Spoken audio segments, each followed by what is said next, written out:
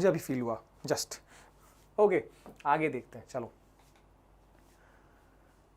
Third. सो अब यहाँ पर हम पोटेंशियल डिफरेंस को डिफाइन कर लेते हैं। हमने समझ तो लिया पोटेंशियल डिफरेंस क्या होता है। सेल और battery is a source of potential difference. Line याद रखो, सेल या battery is a source of potential difference, ठीक है। अच्छा, सो potential difference is a work done per unit charge. क्या बात है सर, यहाँ से फॉर्मूला बन जाएगा, वर्क पर मतलब डिवाइड होता है, वर्क पर यूनिट चार्ज, ये हो गया पोटेंशियल डिफरेंस। सर पर ऐसा दिया क्यों, हमने समझा तो कुछ और है, देखते हैं ना। फिलहाल मैं इसका जो लॉजिक है वो लिखता हूँ, work done per unit charge, ठीक है। तो चैप्टर का दूसरा फॉर्मूला आ गया सर। पहला था current is equal to charge by time, यहां पड़ा potential difference is work done per unit charge. थोड़ा समझ लेते हैं इसको। अब देखो ये सेल या बैटरी है, ठीक है। अब सेल या बैटरी का काम क्या होता है, जो इलेक्ट्रॉन्स है वायर के अंदर, जो इलेक्ट्रॉन्स है, ये मान लो ये जो बूढ़ा हो के आ रहा है ये इलेक्ट्रॉन है, ठीक है। तो जैसे चलो एक एग्जांपल दिमाग में आया कि हार्ट का काम क्या होता है, जिसका अगर किसी ने लाइव प्रोसेस पढ़ा हो, अपना है बायो में, तो हार्ट क्या करता है, पूरी बॉडी से ब्लड कलेक्ट करता है, कलेक्ट करता है, पूरी बॉडी से ब्लड को कलेक्ट करता है। क्या हो रहा है यार, और ये कैसा ब्लड होता है, डीऑक्सी ब्लड होता है, CO2 वाला ब्लड, और उसको मतलब वो थका हारा ब्लड होता है, वेन से आता है, और ब्लड को फिर पंप मतलब लंग्स के पास भेजता है, वहां से ऑक्सीजन भर के लाता है, आएगा, और फिर हार्ट पंप करेगा वापस। देखो पूरी बॉडी से ब्लड आया, थका हारा स्लोली आया, और फिर हार्ट ने उसको लंग्स से प्यूरिफाई करवाया, फिर ऑक्सीजन भर दिया, अब उसको पंप करेगा ताकत से, वो पूरी बॉडी में सर्कुलेट करेगा। तो हार्ट का काम क्या है, वो पेस बनाने का। वैसे यहाँ पर सेल का काम क्या है, वो पेस बनाने का, कि इलेक्ट्रॉन को ताकत से भेजा, इलेक्ट्रॉन घूमा, और फिर अब देखो ये थोड़ा सा ऐसा लगेगा कि ये प्लस है, बट अगर समझो इलेक्ट्रॉन की लॉजिक से बोल रहा हूँ तो इसको समझना कि ये माइनस है। तो माइनस से ये इलेक्ट्रॉन रिपेल किया गया, भाग यहाँ से, और ताकत दिया गया, फोर्स लगाया ना, माइनस इलेक्ट्रॉन भी नेगेटिव है और ये चार्ज ये साइड भी नेगेटिव है, ठीक है। तो यहाँ से इलेक्ट्रॉन जो है वो निकल रहा है तेजी से, और फिर क्योंकि रिपेल किया जा रहा है, और फिर यहाँ से वायर के अंदर से घूम के वो इलेक्ट्रॉन, देखो ये नेगेटिव साइड से पॉजिटिव की तरफ जा रहा है, ठीक है। यहाँ पर फिर थका हुआ आया, फिर ताकत से इलेक्ट्रॉन ने धकेल दिया, फिर आया, फिर धकेल दिया। यानी ये क्या कर रहा है, बैटरी क्या कर रहा है, वो एनर्जी दे रहा है, उन चार्जेस को एनर्जी दे रहा है, जो चार्ज यहाँ सर्कुलेट कर रहे हैं उनको एनर्जी दे रहा है। सो एनर्जी और वर्क इक्विवेलेंट होता है, ये हमने पढ़ा है वर्क एनर्जी थ्योरम में। So it is basically potential difference क्या होता है सेल का पोटेंशियल डिफरेंस मतलब उसकी ताकत, जो वो वर्क कर रहा है। So potential difference is the work done by the cell. But सिर्फ सिंपली वर्क डन से हम कैसे उसको डिफाइन कर सकते हैं, work done on 1 coulomb charge, की 1 कूलम चार्ज पे ये सेल कितना काम कर रहा है, 1 कूलम चार्ज पे ये सेल कितना वर्क कर पा रहा है। So it is work done on unit charge, work done per unit charge, ठीक है। ये हो गया अपना पोटेंशियल डिफरेंस, ठीक है, work done per unit charge. Okay, समझ में आ गया सर, एकदम बढ़िया। आगे देखते हैं। अच्छा, अब हम इसको मिटाते हैं, ये वाली चीज को मिटाते हैं। अच्छा, so the SI unit of potential difference is volt. याद रखना, चार्ज का एसआई यूनिट कूलम, करंट का एम्पियर, और पोटेंशियल डिफरेंस का क्या है, वोल्ट है। अच्छा सर, इसके बाद यहां भी वही लॉजिक कि अगर 1 वोल्ट को डिफाइन करना हो तो कैसे करेंगे। So when the work is 1 joule and when the charge is 1 coulomb. So जब 1 कूलम चार्ज को सर्किट में सर्कुलेट करने में, 1 कूलम चार्ज को सर्कुलेट करने में अगर 1 जूल वर्क हो रहा है, तो 1/1 से तो वोल्ट भी 1 आएगा ना, तो यानी 1 वोल्ट डिफाइन कर सकते हो। So what is 1 volt, when 1 joule of work is done in carrying 1 coulomb charge, then potential difference is said to be of 1 volt. अच्छा सर, करंट को हम एमीटर से मेजर करते थे, और हम पोटेंशियल डिफरेंस को वोल्ट मीटर से मेजर कर सकते हैं, because potential difference is also called voltage, तो हम वोल्ट मीटर से इसको मेजर कर सकते हैं। अच्छा, कैसा दिखने में कैसा होता है सर, ऐसा होता है।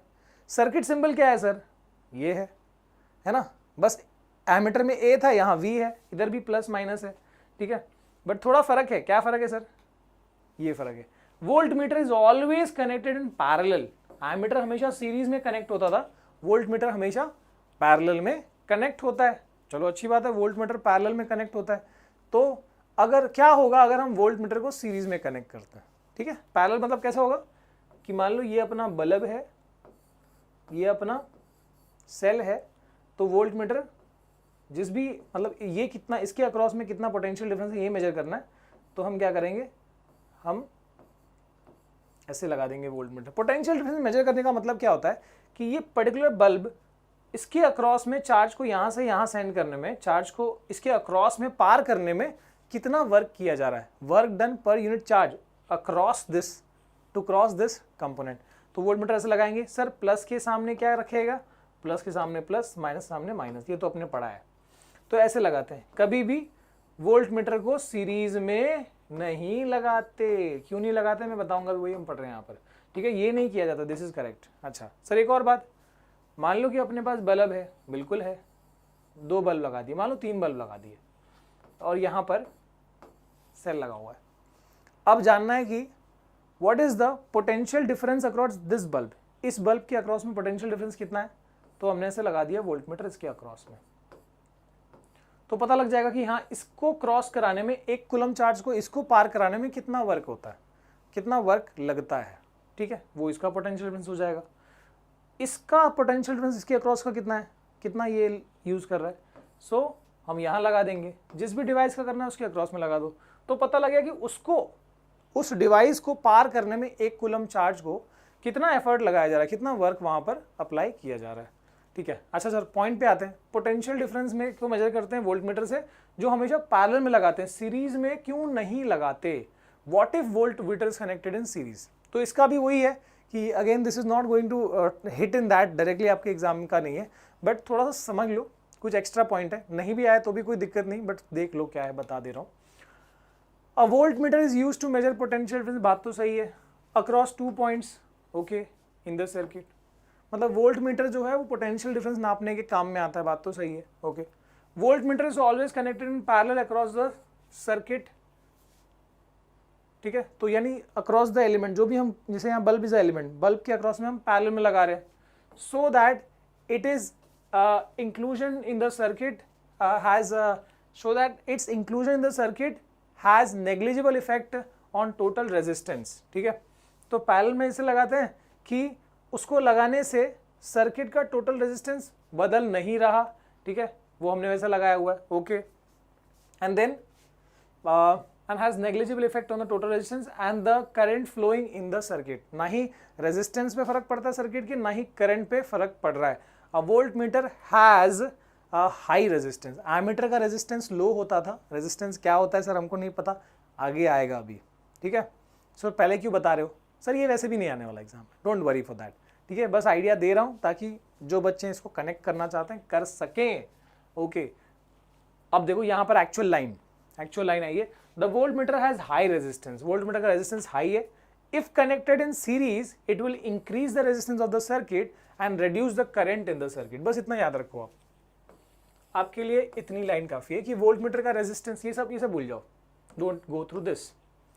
वोल्ट मीटर का रेजिस्टेंस हाई होता है, अगर किसी चीज का रेजिस्टेंस यानी रुकावट, करंट को रोकने वाला फैक्टर आगे आएगा, अगर रेजिस्टेंस हाई है तो क्या होगा कि वो it will increase the resistance of the circuit. देखो बल्ब का भी रेजिस्टेंस, देखो अगर ऐसे लगाएंगे तो क्या होगा, बल्ब का भी अपना रेजिस्टेंस है और इसका भी रेजिस्टेंस बहुत ज्यादा है, तो इससे क्या हो जाएगा, ओवरऑल रेजिस्टेंस बहुत हाई हो जाएगा, और जिससे करंट जो है लगभग फ्लो नहीं हो पाएगा या बहुत कम फ्लो हो पाएगा, जो हम नहीं चाहते, ठीक है। हम तो बल्कि ये चाहते हैं कि वो कितना वर्क हो रहा है इसको क्रॉस करने में, हम ये पोटेंशियल डिफरेंस नापना चाहते हैं, तो 2 पॉइंट के अक्रॉस है ना, इस बल्ब के दोनों आर पार में हमको कनेक्ट करना होगा।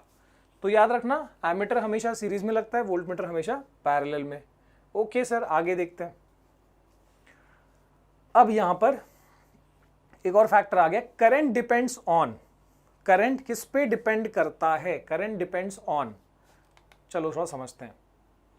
तो जैसे अब ये सर्किट है, ठीक है, अब मैं करंट का प्रॉपर डायरेक्शन दिखाऊंगा, माइनस से प्लस वो इलेक्ट्रॉन नहीं, जो हमारी कन्वेंशनल डायरेक्शन है वो दिखाऊंगा। करंट को हम आई से रिप्रेजेंट करते हैं, तो मैं दिखा रहा हूँ कि यहाँ पर जो करंट फ्लो हो रहा है वो प्लस से माइनस है, और उसको मैं दिखा रहा हूँ I, so the I is the current flowing through this. ये इलेक्ट्रॉन दिखा रहे हैं, इलेक्ट्रॉन का डायरेक्शन हमेशा करंट से अपोजिट होता है, तो उस पर ध्यान मत दो। अब करंट के बारे में देखो, करंट जो है यहाँ पर फ्लो हो रहा है आई, ठीक है। अच्छा कितना करंट फ्लो होगा, करंट कितना कम होगा या ज्यादा होगा, किस पे डिपेंड करता है, अब एक बात समझो, कि हम यहां पर एक पाइप ले रहे हैं, इधर पे एक पाइप ले रहे हैं, ठीक है, ऐसे कनेक्ट कर दिया हमने टंकी से, यहां पर कनेक्ट कर दिया टंकी से, ठीक है। अच्छा, यहां पर पोटेंशियल डिफरेंस है, पानी ज़्यादा इधर पानी कम, इसमें देखो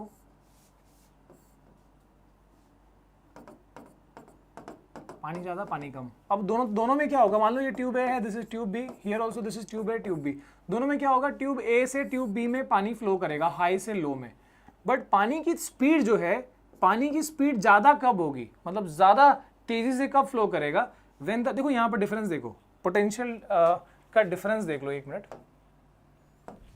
सो जस्ट चेक, इधर पे गैप देख लो कितना है और यहाँ पर गैप देख लो कितना है, तो यहाँ पर डिफरेंस ज़्यादा है, जहाँ पर डिफरेंस ज़्यादा है वहाँ पर पानी भी तेज फ्लो करेगा, ज़्यादा प्रेशर से फ्लो करेगा। आ गई बात समझ में? तो बस वही चीज़ है, वही लॉजिक है यहाँ पर भी, कि करंट जो है कितना ज़्यादा होगा ये डिपेंड करता है कि वहाँ पर पोटेंशियल डिफरेंस कितना ज़्यादा है। So current depends on potential difference. अब मैं उसको मिटा रहा हूँ, ठीक है। तो हम यहाँ बता रहे थे कि ये करंट है, तो करंट जो है वो किस पे डिपेंड करेगा, करंट मतलब स्पीड ऑफ चार्ज, करंट का मतलब है स्पीड ऑफ चार्ज, जैसे वहाँ स्पीड ऑफ वाटर था, तो करंट कितना ज़्यादा होगा ये किस पे डिपेंड करेगा, ये डिपेंड करेगा पोटेंशियल डिफरेंस पे। इसका मतलब अगर सेल नहीं लगाओगे, अगर पोटेंशियल डिफरेंस है ही नहीं, सेल अगर नहीं लगा हुआ है, if no cell is connected, तो V 0 होगा। अगर पोटेंशियल डिफरेंस ही नहीं है, अगर वो पानी के बीच में लेवल का गैप ही नहीं है, इक्वल लेवल्स है, तो क्या होगा, तो करंट नहीं फ्लो करेगा। So when no potential difference there is no current. ऐसे ही मैं ये कह सकता हूं कि when potential difference, if you increase the potential difference the current will increase, if you decrease the potential difference the current will decrease. जैसे वहां पर पानी का लेवल का डिफरेंस को अगर तुम ज्यादा रखोगे तो ज्यादा तेजी से पानी फ्लो करेगा पाइप में से, अगर वो डिफरेंस कम है तो कम तेजी से पानी फ्लो करेगा, और डिफरेंस है ही नहीं तो फिर नहीं फ्लो करेगा। तो ये हमने यहां से क्या कंक्लूड कर लिया कि potential difference is directly proportional to current. तो एक बात याद रखना कि जैसे मान लो कि मैंने सेल ले लिया, किसी सर्किट में सेल ले लिया 20 वोल्ट का, तो ये तो फिक्स है, ये किसी चीज पे, ये करंट पे डिपेंड नहीं कर रहा, बल्कि करंट इस पे डिपेंड कर रहा है कि हाँ मैं कितना फ्लो करूंगा, मैं देख लेता हूं पहले वोल्टेज कितना है, ठीक है। तो यानी यहां पर एक चीज समझ लो, V is proportional to I, और सो करंट, बेसिकली करंट कितना फ्लो होगा वो डिपेंड करता है पोटेंशियल डिफरेंस पे। इसको दिमाग में ढालो कि वायर में या सर्किट में करंट कितना फ्लो करेगा, ये डिपेंड करता है कि वहां पर कितने पोटेंशियल डिफरेंस का सेल लगा है। अगर छोटा पोटेंशियल डिफरेंस का सेल है तो करंट भी कम फ्लो करेगा, अगर ज्यादा पोटेंशियल डिफरेंस का सेल है तो करंट भी ज्यादा फ्लो करेगा। आगे, so current depends on voltage, ये तो मैंने बता दिया कि करंट जो है वो वोल्टेज पे डिपेंड कर रहा है। अच्छा आगे, तो मैंने ये बताया V प्रोपोर्शनल टू I, वही लिखा है। So current is proportional to voltage या V प्रोपोर्शनल टू I, इसी को बोलते हैं ओम्स लॉ, जो मैंने आपको एक्सप्लेन किया। वोल्टेज कम तो करंट कम, वोल्टेज ज्यादा तो करंट ज्यादा। किसी भी गिवन सर्किट में स्टेटमेंट उसका ओम्स लॉ का ऐसा है, in any given circuit the potential difference is directly proportional to current, ठीक है। और ये कब तक होता है, एज फार एज या as long as the circuit the components are same. ऐसा नहीं कि कुछ चीजें चेंज हो जाए, बाकी सब चीज सेम है। तो करंट किस पे डिपेंड करेगा, सेल पे। ओम्स लॉ को वेरिफिकेशन में क्या करते हैं पता है क्या, एक सेल लगाते हैं करंट चेक करते हैं, और एक सेल ऐड करते हैं, यानी 2 सेल लगा दिया फिर करंट चेक करते हैं, 3 सेल लगा दिया करंट चेक करते हैं। तो इससे क्या होता जाएगा कि V1 I1, V2 I2, V3 I3। तो जैसे जैसे करंट वोल्टेज बढ़ता जा रहा है वैसे वैसे करंट भी बढ़ता जा रहा है। आप V और I का जब ग्राफ बनाओगे, ठीक है, किसी सर्किट के लिए V और I का जब ग्राफ बनाओगे तो V1 I1 तो यहां पर आ गया, V2 I2 यहां पर आ गया, V3 I3 यहां पर आ गया। So now this will be a straight line, ठीक है, ये एक सीधी लाइन होगी which will be passing through origin, और इसके स्लोप से रेजिस्टेंस मिलेगा। गोइंग अहेड, ठीक है, इतना ज्यादा मत जाओ, बट फिलहाल इतना, इसमें एक ही चीज कंक्लूड करो, बस एक ही चीज में ध्यान रखो कि जो करंट है वो पूरी तरह से डिपेंड कर रहा है फिलहाल तो वोल्टेज पे। कि मैं कितना ज़्यादा फ्लो करूंगा ये डिपेंड करता है कि वोल्टेज कितना ज़्यादा है। अगर ये वोल्टेज होगा ही नहीं तो मैं नहीं फ्लो कर पाऊंगा। ठीक है, that is basically Ohm's law. ठीक है, अच्छा, जैसे ही प्रोपोर्शनैलिटी का साइन हटाया तो हमको पता है इक्वल टू लगता है और इक्वल टू के साथ एक कांस्टेंट लगता है। सो यहाँ पर हमको चैप्टर का तीसरा फॉर्मूला मिला। पहले हमने I equal to Q by T पढ़ा, फिर V equal to W by Q पढ़ा, फिर अभी V is equal to I R. कैसे हुआ sir? V proportional to I है, प्रोपोर्शनल का साइन इक्वल टू में बदलेंगे तो साथ में कांस्टेंट तो लग ही जाएगा और उस कांस्टेंट को यहाँ पर R कहा गया। जैसे K लिख सकते थे वैसे R लिखा है। सम रीजंस R को कहते हैं रेजिस्टेंस। अब हम पढ़ेंगे रेजिस्टेंस क्या होता है। ठीक है, सो यहाँ पर हमने तीसरा फॉर्मूला पढ़ लिया, very important, electricity current history में बहुत ज़्यादा जरूरी वाला चीज़ है ये। V is equal to I R, V is equal to I R, this is Ohm's law. क्या है ये? Ohm's law, V is equal to I R. एक मिनट सर यहाँ पर कुछ कंफ्यूजन हो रहा है। हम अब तक तो यही मान रहे थे कि करंट सिर्फ और सिर्फ वोल्टेज पे डिपेंड करता है। अब तक तो हम यही मान रहे थे करंट सिर्फ वोल्टेज पे डिपेंड करता है, पर हमको यहाँ से क्या पता लगा कि करंट सिर्फ वोल्टेज पे डिपेंड नहीं करता, करंट यहाँ पर एक और चीज पे डिपेंड करता है and that is the resistance. ठीक है, V is equal to I R से ये पता लग रहा है कि current not only depends on the cell, on the voltage, it also depends, voltage यानी potential difference, it also depends on the resistance. Sir क्या होता है रेजिस्टेंस, क्या होता है और करंट उस पर कैसे डिपेंड करता है? मान लो कि हमने एक पर्टिकुलर वायर लिया, ठीक है, जिसका अपना एक रेजिस्टेंस है। ठीक है, मैं फिलहाल यूनिट नहीं बता रहा, लेकिन इसका अपना रेजिस्टेंस है, मान लो 20, और ये सेल है, इसका वोल्टेज है 100 वोल्ट। तो यहाँ पर करंट कितना होगा? मैंने बताया करंट जो है वो वोल्टेज पे डिपेंड करता है, बट अब सिर्फ वो वोल्टेज पे डिपेंड नहीं करता, इट विल ऑल्सो सी कि पहले वो इधर देखेगा वोल्टेज कितना है, अच्छा 100 है, फिर वो इधर देखेगा रेजिस्टेंस कितना है, 20 है, उसके हिसाब से अब करंट फ्लो करेगा। So current depends on not only on voltage. हमको पता चला कि वो सिर्फ वोल्टेज पे डिपेंड नहीं करता, सिर्फ सेल पे डिपेंड नहीं करता, वो कंपोनेंट पे डिपेंड करता है कि भाई वो सेल वो जो बल्ब है या जो भी कंपोनेंट है उसका रेजिस्टेंस कितना है, उस पर भी डिपेंड करता है। तो यानी करंट इतना बच के चलता है कि वो सबके हिसाब से, सबके अनुसार चलता है, जबकि वोल्टेज फिक्स है, भाई मेरा 20 है तो 20 है, किसी पे डिपेंड नहीं कर रहा मैं। रेजिस्टेंस वो फिक्स है, भाई मेरा 20 है तो 20 है, जो भी कुछ है। ठीक है, यानी this is constant, this is constant, जो चेंज होता है वो ये है। तो ये सब पे डिपेंड करता है। पहले V पे देख, पहले V चेक करेगा, फिर वो चेक वहां पर होगा। सो सबसे पहले इंपॉर्टेंस किसको देता है? वो V को। अगर मान लो सिर्फ एक हमने सिर्फ 20 लगा दिया, सेल लगाया ही नहीं, सेल लगाया नहीं तो करंट थोड़ी फ्लो करेगा। तो यानी ओनली R पे डिपेंड नहीं करता, पहले वो देखता है कि V कितना है, फिर देखता है कि R कितना, उसके हिसाब से फ्लो करता है। वैसे कितना आएगा करंट? देखो V equal to I R है, तो I कितना हो जाएगा? V by are. V कितना है? 100, R कितना है? 20, तो I कितना होएगा? 5 एम्पियर। आ गई बात समझ में? Ohm's law, V is equal to I R, जिसमें हमको ये पता लगा कि करंट सिर्फ वोल्टेज पे डिपेंड नहीं करता, वो रेजिस्टेंस पे भी डिपेंड करता है। और डिपेंडेंस कैसा है वो भी देख लो। यहाँ पर देखो ये करंट इधर है, इसको क्या करो, R को नीचे ले जाओ, तो क्या हो गया? I is equal to V upon R।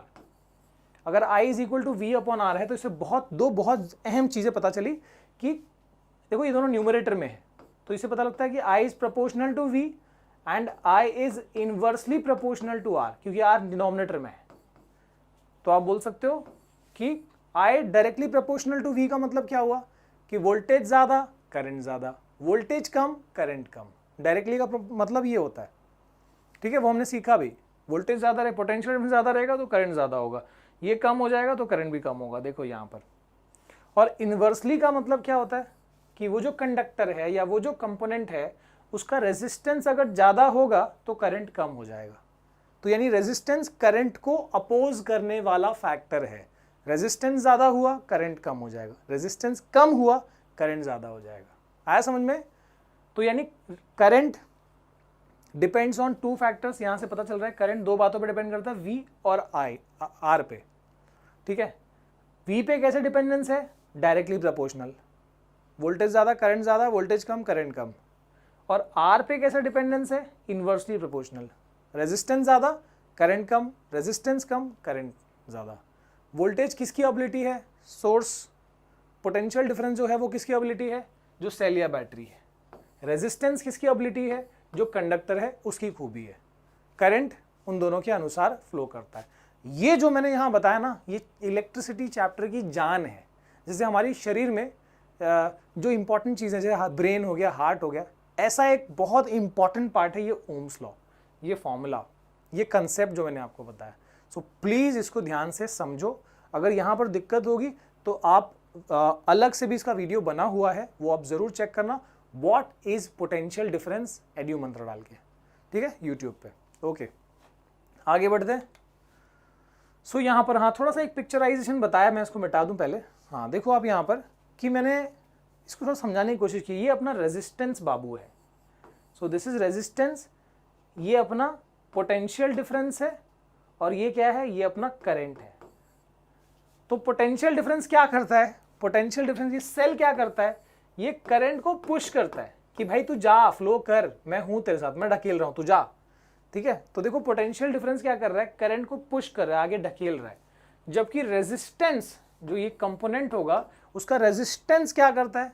वो रोकता है, क्योंकि इनवर्सली प्रोपोर्शनल है, तो वो करंट को रोक रहा है और टाइट कर रहा है नॉट को। तो इस बात को समझो कि when the voltage actually helps the current to flow, voltage helps the current to flow, क्योंकि V प्रोपोर्शनल टू I है ना, I प्रोपोर्शनल टू या V proportional to I, but the resistance it it opposes the flow of current, because you know that they are inversely proportional to each other. आगे ये बात समझ में, बहुत अच्छा पिक्चराइजेशन है, मुझे बहुत पसंद आया ये पर्सनली। आगे देखते हैं, चलो। हम रेजिस्टेंस को डिफाइन कर लेते हैं। हमको पता है रेजिस्टेंस किसकी खूबी होती है? जो बल्ब या जो वायर, जो भी कुछ है, जो करंट को अपोज करता है, जो कंडक्टर की एबिलिटी है टू अपोज द करंट। जैसे देखो यहाँ पर अभी वी हैव अ वायर, ठीक है, एक सेकेंड। जैसे देखिए यहाँ पर अभी वी हैव अ वायर, और इस वायर में ये एटम्स है और ये इलेक्ट्रॉन्स जो है ऐसे जा रहे हैं। ऐसा नहीं कि बच के जा सकते, टकरा भी रहे हैं। देखो यहाँ टकरा भी रहे हैं। अगर आपने देखा नहीं होगा, मैं इसको वैसे दिखाता हूँ। Okay, just see this. देखो यहाँ पर ये इलेक्ट्रॉन टकराया, देखते जाओ, इलेक्ट्रॉन टकराते हुए जा रहा है। मतलब ये एटम से जो इलेक्ट्रॉन है वो कभी कभी कोलाइड भी कर रहा है। बस इसी को रेजिस्टेंस बोलते हैं, ठीक है। तो यानी ये इलेक्ट्रॉन जितना फास्ट फ्लो करेगा, उसको हम जितना फास्ट ये जा पाएगा, उसको हम क्या बोलेंगे? कि करंट हाई है। जितनी इलेक्ट्रॉन की स्पीड ज्यादा होगी उतना करंट हम हाई कहेंगे, है ना। स्पीड बढ़ गई तो करंट ज्यादा हो गया। लेकिन हमको पता है कि जो एटम्स हैं या जो दूसरे इलेक्ट्रॉन्स है, वो इलेक्ट्रॉन की फ्लो को रोकते हैं। तो बेसिकली अगर हमने ये वायर लिया और ये इलेक्ट्रॉन है, बीच बीच में एटम्स है, इतने ज्यादा ये ट्रैफिक है यहाँ पर इस रास्ते में कि ये टकराते हुए पगला जाएगा। मतलब देखो अब यहाँ पर कि ये इलेक्ट्रॉन यहाँ टकराए, यहाँ टकराए, यहाँ टकराए, यहाँ टकराए, पीछे आगे पीछे, आगे पीछे, आगे पीछे, ऐसे करते करते करते करते वो कैसे जैसे जैसे जैसे पहुंचेगा यहाँ पर, ठीक है। सेल लगाने के बाद ये हाल है। इसकी जो एवरेज स्पीड होती है उसी को ड्रिफ्ट वेलोसिटी कहते हैं, but not in 10th standard, 12th में आएगा ये, कि इतना टकराते हुए, कोलाइड करते हुए जैसे तैसे ये प्लस के पास पहुंचा इलेक्ट्रॉन। तो ये जो कोलिजन्स हो रही है ना, इलेक्ट्रॉन जो टकरा रहा है एटम से या दूसरे इलेक्ट्रॉन से, इसी कोलिजन को रेजिस्टेंस कहा जाता है। सो what is resistance? Resistance is the property of conductor. Wire का या बल्ब या जो भी कंपोनेंट्स है, उसकी खूबी है to resist the flow of charge. Charge के फ्लो को रोकना। देखो टकराने, रास्ते में तकलीफ बना हुआ है, चार्ज के फ्लो को रोकना, ठीक है। इसको जैसे जैसे मान लो कि अपन कोई चीज मूव करती है तो कैसे फ्रिक्शन उसको अपोज करता है, बिल्कुल वैसा ही है, फ्रिक्शन जैसा ही है रेजिस्टेंस। ये कंसेप्ट कंपेयर कर सकते हो आप, ठीक है। एसआई यूनिट क्या है इसका? Ohm. The SI unit of resistance is ohm. ये ओम एक्चुअली ओमेगा लेटर है, कैपिटल लेटर ओमेगा। ग्रीक में ग्रीक अल्फाबेट जो अल्फा बीटा होता है उसमें ओमेगा है, बट इसको ओम कहा जाता है। आगे so SI unit of resistance is ohm. इसका सिंबल तो हमने ऑलरेडी देख लिया, आर है। सो अगर तुमको आया कि भाई एक बल्ब है जिसका रेजिस्टेंस है 100 ओम, तो आपको लिखना है R is equal to 100 ohm. ठीक है। Already we have did so many numericals, वो भी आप ये सब चीज़ों के ऊपर जो न्यूमेरिकल्स है वो आपको मिल जाएंगे। इलेक्ट्रिसिटी न्यूमेरिकल्स एड्यू मंत्रा डालोगे आपको लिस्ट मिल जाएगी, टेक्स्ट बुक की भी, उसके एडिशनल भी बहुत सारी चीज़ें। ओके, सो आप वो देख पाओगे। ओके, सो यहाँ पर अभी हम थोड़ा सा पॉइंट पे आते हैं। अब जैसे कि मैं आपको एक चीज़ समझाऊंगा फिर आप मैं आगे ले जाऊंगा। तो हमने पढ़ा V is equal to I R है, और मैंने बताया करंट जो है वोल्टेज और रेजिस्टेंस पे डिपेंड करता है। तो मान लो कि मैं यहाँ पर एक बल्ब लेता हूँ, इधर एक बल्ब लेता हूँ, इसका रेजिस्टेंस मैंने रखा 20 ओम का, इसका रेजिस्टेंस रखा मैंने 50 ओम का, और यहाँ पर हमने दोनों में सेम सेल कनेक्ट कर दिया, या एक ही वैल्यू का सेल कनेक्ट कर दिया, and that is suppose 100 volt का। So potential difference is 100 volt in both the cases. तो यहाँ से ये पता लगेगा कि करंट सिर्फ वोल्टेज पे डिपेंड नहीं करता। अगर करंट सिर्फ वोल्टेज पे डिपेंड करता तो दोनों तरफ वोल्टेज सेम है, करंट सेम होना चाहिए था। बट यहाँ पर करंट जो है तुम देखोगे इधर डिफरेंट आएगा, इधर डिफरेंट आएगा। अब देखो ना, V is equal to I R है, तो I क्या हो गया, V अपॉन आर। तो I is equal to V upon R. यहाँ पे V कितना है 100, R कितना है 20, कितना आया 5 एम्पियर करंट आया। इस वाले में देखो I is equal to V upon R, 100/50 कितना आया 2 एम्पियर करंट आया। तो इससे ये पता लग रहा है कि दोनों में वोल्टेज सेम था पर फिर भी करंट डिफरेंट आया, क्योंकि करंट सिर्फ वोल्टेज पे डिपेंड नहीं करता, it also depends on the resistance, कि यहाँ पर 20 ओम, यहाँ पर 50 ओम। और यहाँ पर एक और खास बात आप दिमाग में बिठा लो कि देखो ये कांस्टेंट है, ये किसी पे डिपेंड नहीं कर रहा, ये बस अपना जो है वो है। लेकिन और ये भी कांस्टेंट है, ये भी मैं 20 ओम का हूँ, 20 ओम का रहूँगा, लेकिन करंट बेचारा पहले इसको देखेगा, फिर इसको समझेगा, और फिर उसके हिसाब से फ्लो करेगा। ठीक है, उम्मीद है कि मैं बातों में यहाँ पर क्लियर हूँ। और अब थोड़ा सा रेजिस्टेंस वाली चीज़ों पे थोड़ा और आगे बढ़ता हूँ। रेजिस्टेंस क्या है, तो फिलहाल अभी इतना समझ गए कि ये जो इलेक्ट्रॉन जो जा रहे हैं वो एटम से टकरा रहे हैं, इसी कंसेप्ट को हमने रेजिस्टेंस नाम दिया है, जिसकी SI यूनिट ओम है। और ये बेसिकली क्या है, कंडक्टर की एबिलिटी है टू अपोज द करंट को अपोज करने की एबिलिटी, जस्ट लाइक फ्रिक्शन, जिसको हम नेग्लेक्ट नहीं कर सकते। ओके, यहाँ पर देखो इलेक्ट्रॉन एटम से टकरा रहे हैं, अच्छी बात है, दिखा दी हमने वायर में। इसके बाद रेजिस्टेंस का यूनिट तो हमने लिख ही दिया कि ओम है इसका ऐसा यूनिट, और 1 ओम कितना होता है, क्योंकि हमने अभी ओम्स लॉ पढ़ा, V is equal to I R, तो R कितना हो जाएगा V अपॉन I, बराबर है ना।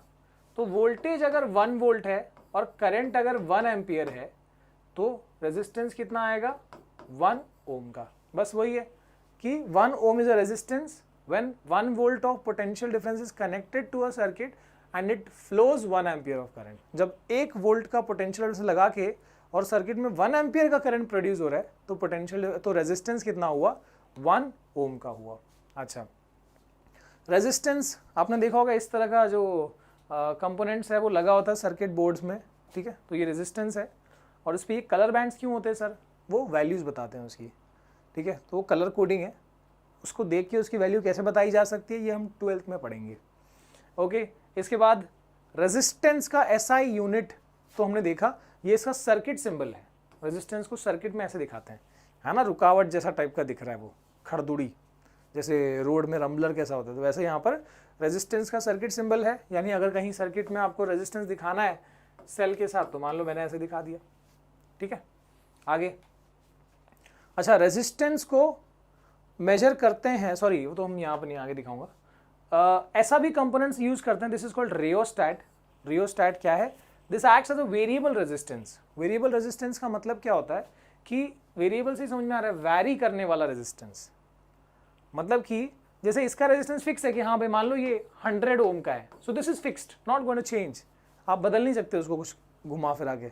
बट इसमें क्या होता है, ये जो की दिख रहा है, इसको मैं अगर स्लाइड करूं, यहाँ वहाँ स्लाइड करूं, तो इससे क्या हो सकता है, रेजिस्टेंस की वैल्यू चेंज होती है। मतलब इसको इधर लेफ्ट में ले जाऊं तो रेजिस्टेंस की वैल्यू कम होगी, और इसको राइट में ले जाऊं तो रेजिस्टेंस की वैल्यू ज़्यादा होगी।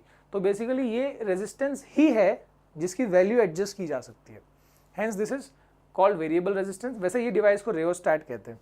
और इसमें देखो इसका सर्किट सिंबल कैसे दिखाया था वेरिएबल रेजिस्टेंस का, ऐसे भी दिखा सकते हो, या तो फिर ये ऐसे एरो को ऐसे भी दिखा सकते हो, वेरिएबल रेजिस्टेंस, है ना। ये आपका सेल से कनेक्ट हो जाएगा ऐसे, ये ऐसे दिखाओगे आप, ठीक है, आगे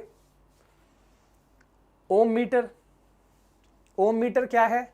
जैसे हम करंट को मेजर करते हैं एमीटर से, पोटेंशियल डिफरेंस को वोल्ट मीटर से, वैसे इसको हम ओम मीटर से मेजर कर सकते हैं। वैसे अब मल्टीमीटर आता है, हर चीज़ मेजर हो सकती है उससे, ठीक है। एंड देन डिवाइस भी देख लो कैसा है दिखने में, 0 यहाँ पर। सो दिस इज रेजिस्टेंस का कंसेप्ट जो मैंने यहाँ पे आपको बताया।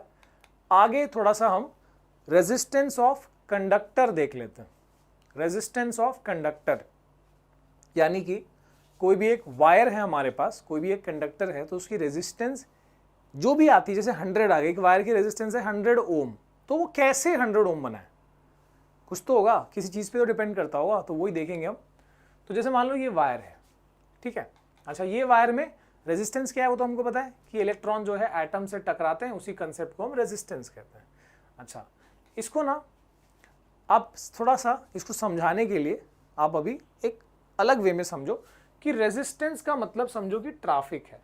जैसे हम रोड पे चलते हैं, रोड में गाड़ी चलती है, तो वहाँ पर भी जगह जगह पे ट्रैफिक सिग्नल्स होते हैं, ठीक है। कुछ अपोजिशंस आ जाती है, रुकावट आ जाती है, ठीक है। तो यानी रेजिस्टेंस भी क्या है? रुकावट ही है, ठीक है। रेजिस्टेंस भी क्या है? रुकावट ही है। रुकावट में खेद है, ठीक है। तो यानी ये ट्रैफिक की तरह ही है। तो अब ट्रैफिक है, अगर resistance is similar to traffic, तो उसी हिसाब से समझना कि जैसे यहाँ गाड़ी चल रही है, गाड़ी को कुछ अपोजिशन मिलेगा, वैसे यहाँ पर इलेक्ट्रॉन भी गाड़ी है, जिसको जगह जगह पे ट्रैफिक के एटम अगर रोक रहा है, मतलब वो ट्रैफिक लगी है वहाँ पर, फिर ट्रैफिक लगी, फिर ट्रैफिक लगी। रेजिस्टेंस का मतलब ट्रैफिक, याद रखो। अच्छा, अगर जो रोड है, हमारा जो रास्ता है, अगर हम जहाँ जा रहे हैं रास्ता ज़्यादा दूर है, मान लो कि बम्बई से मुझे दिल्ली जाना है, तो रोड अगर लंबा है, अगर ज़्यादा दूरी पे है, तो ऑब्वियसली क्या होगा? जास्ती ट्रैफिक होगी, ज़्यादा ट्रैफिक होगी। यहाँ मुंबई से अगर मेरे को दिल्ली जाना है, तो बाय रोड जा रहा हूँ अगर मैं, तो कितनी सारी जगह पे ट्रैफिक सिग्नल्स मिलेंगे हमको, कितना ट्रैफिक होगा, है ना। जगह जगह पे हमको सिग्नल्स मिलेंगे। ओके, मान लो कि यहाँ से वहाँ तक जाने में 100 सिग्नल्स मिले या 200 सिग्नल्स मिले, तो उतनी मतलब उतनी जगह पे मान लो कि वो जैसे यहाँ एटम से कैसे टकरा रहा है, 1 2 3 4, तो वैसे हम अगर लंबा रास्ता है तो ज़्यादा ट्रैफिक हो गई, ठीक है।